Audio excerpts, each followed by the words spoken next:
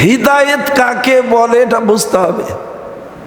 হেদায়েত শব্দের আরবি শব্দ, এর আবিধানিক অর্থ হলো পথ দেখানো, যে কোনো ধরনের পথ দেখিয়ে দেওয়া।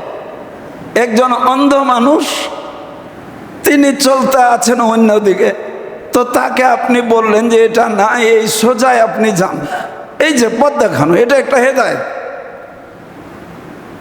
কোনো ব্যক্তি কাউকে খুঁজতেছেন, তাকে আপনি একটু ডিরেকশন দিয়ে দিলেন যে অমুকের বাড়ি অমুক জায়গায়, একটু যে পরামর্শ দিলেন, নির্দেশনা দিলেন, এটা হেদায়েত।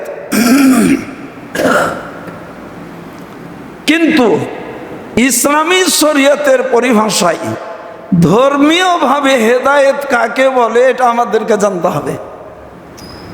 ধর্মীয়ভাবে হেদায়েত বলে স্বার্থহীনভাবে, কোনো স্বার্থ থাকবে না, কল্যাণের জন্য কাউকে পথ দেখানো। তাই হেদায়েতের মধ্যে 3টা শর্ত থাকবে। কি শর্ত? কোনো স্বার্থ থাকবে না, আর ওই পথটা দেখানো হবে কল্যাণের জন্য, আর কাজটা হলো পথ দেখানো। এই 3টার নাম হলো হেদায়েত।